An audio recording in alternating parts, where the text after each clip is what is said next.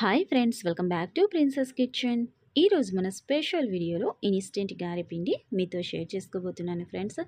బయట నుంచి పిండిల్ని తెచ్చుకొని వాటి టేస్ట్ అనేది బాగా లేకుండా మనం ఇంట్లోనే పప్పుల్ని నానబెట్టే ప్రాసెస్ అనేది చాలా తక్కువగా తీసేసుకొని టేస్టీ ఫుడ్ని ఎంజాయ్ చేసే విధంగా, అదేవిధంగా ఈ పిండిని స్టోర్ చేసుకునేలాగా మనము ప్రిపేర్ చేయడం జరుగుతుంది.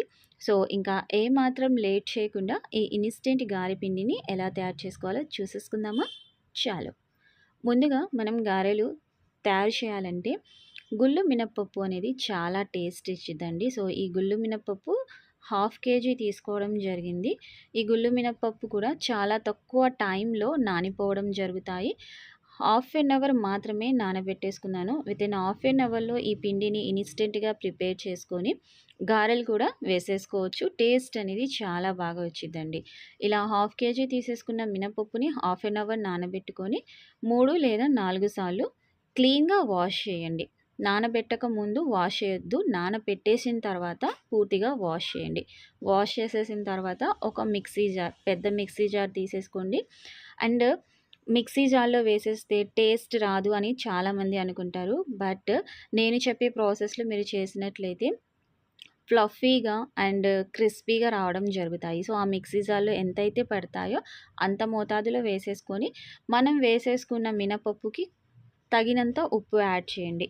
టోటల్గా ఇందులో ఉప్పు యాడ్ చేయకుండా మనం ఎన్నిసార్లు మిక్సీ చేసేసుకుంటామో ఈ మినప్పప్పు మొత్తాన్ని కూడా అన్నిసార్లు దానికి తగినంత ఉప్పు అనేది యాడ్ చేయండి. నెక్స్ట్ ఉప్పు అనేది అడ్జస్ట్ చేసుకోవచ్చు. మనం పిండి రుబ్బేటప్పుడే ఉప్పు యాడ్ చేసుకున్నట్లయితే టేస్ట్ అనేది పిండి మొత్తానికి కూడా మంచిగా ఉండడం జరుగుతుంది. అంటే ఉప్పు మొత్తం కూడా పిండి మొత్తానికి పట్టిద్ది. నెక్స్ట్ వచ్చేసి ఇలా ప్రిపేర్ చేసుకున్న వాటిని ఈ హాఫ్ అన్ అవర్లో మనం దీనికి కావాల్సిన ఇంగ్రీడియంట్స్ అనేవి ప్రిపేర్ చేయడం జరిగింది. సో ఇక్కడ మీరు చూస్తున్నారు కదా, ఒక వెసల్లో నేను ఉల్లిపాయలు 2 పెద్ద సైజు సన్నగా తరుక్కోవడం జరిగింది. పచ్చిమిర్చి 4 సన్నగా తరుక్కున్నవి, కొత్తిమీర కొంచెం సన్నగా తరిగినది, కరివేపాకు 2 రెమ్మలు సన్నగా తరుక్కున్నవి. ఇందులో ఉప్పు యాడ్ చేయలేదండి. జీరా హాఫ్ టీ స్పూన్ క్రష్ చేసి వేయడం జరిగింది. ఇలా ప్రిపేర్ చేసి పెట్టేసుకున్నాను. ఈ హాఫ్ అన్ అవర్కి మనం ఇలా ప్రిపేర్ చేసుకున్నట్లయితే టైం సేవింగ్ అనేది ఉండడం జరుగుతుంది. ఇలా మనము ప్రిపేర్ చేసుకున్న పిండిని జస్ట్ కొంచెం హెవీగా కూడా దీన్ని తిప్పొద్దండి. కొంచెం బరకగా ఈ పిండి మొత్తాన్ని కూడా ప్రిపేర్ చేసుకుందాము. సో ఇలా ఎంతైతే మనం నానబెట్టేసుకున్నామో వాటి మొత్తాన్ని కూడా తగినంత ఉప్పు వేసేసుకొని పిండిని ప్రిపేర్ చేసి మనం ఆల్రెడీ కట్ చేసి పెట్టేసుకున్న ఇంగ్రీడియంట్స్ మొత్తంలో కూడా దీన్ని యాడ్ చేసుకుందాము.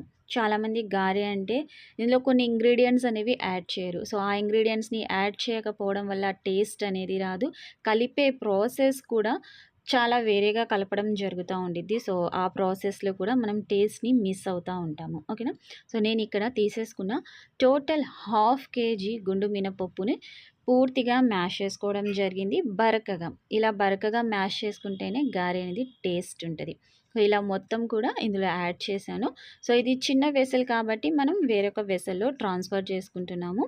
ఇలా ట్రాన్స్ఫర్ చేసేసుకొని ఈవెన్గా మిక్స్ చేసుకోవాలి. మనం ఎంత మంచిగా మిక్స్ చేసుకుంటే మనం వన్స్ గారె ప్రిపేర్ అయిన తర్వాత లోపల ఫ్లఫీనెస్ అనేది రావడం జరుగుతుంది.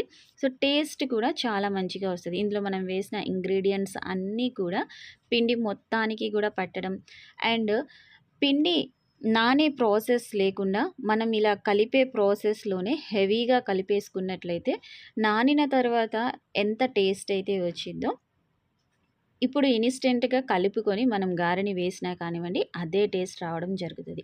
నెక్స్ట్ వచ్చేసి ఇందులో హాఫ్ టీ స్పూన్ హోమ్మేడ్ కారం యాడ్ చేస్తున్నాను. ఈ కారం అనేది ఆప్షనల్ అండి.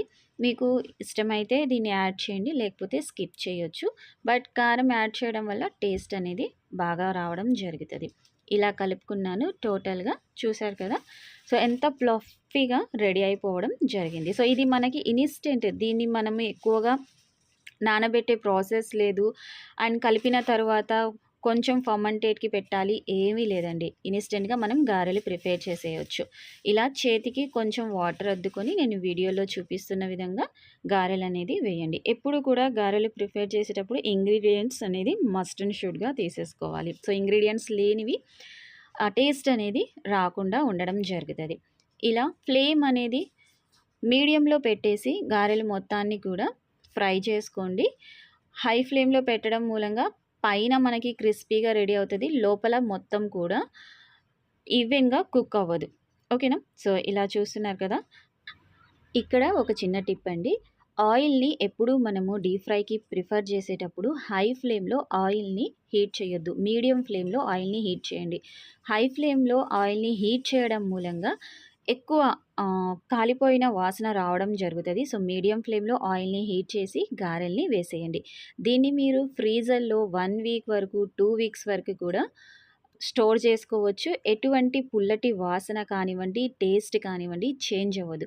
బయట నుంచి మనము ఆటాని ప్రిఫర్ చేసి తీసేసుకొని అన్‌హెల్తీగా చేసుకోవడం కన్నా ఇలా ఇన్‌స్టెంట్‌గా ప్రిపేర్ చేసి గారెల్ని వేసేసేయండి. ఓకేనా? సో, ఇప్పుడు మనకి స్కూల్స్ అనేవి స్టార్ట్ అయిపోయాయి. ఈవినింగ్ టైమ్స్ పిల్లలకి హెల్తీగా పెట్టాలి అంటే సో, ఇలా ఇన్‌స్టెంట్‌గా పిండిని ప్రిపేర్ చేసి పెట్టేసేయండి. సరేనా?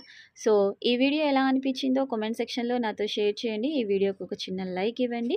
మీ లైక్ అనేది నా నెక్స్ట్ వీడియోకి మోటివేషన్. ఛానల్‌ని కొత్తగా విజిట్ చేసినట్లయితే సబ్స్క్రైబ్ చేసి బెల్ ఐకాన్ని యాక్టివేట్ చేయండి. ఇలాంటి టేస్టీ ఇన్‌స్టెంట్ రెసిపీస్ అనేవి మీకు నోటిఫికేషన్‌లో అప్డేట్స్ రావడం జరుగుతాయి.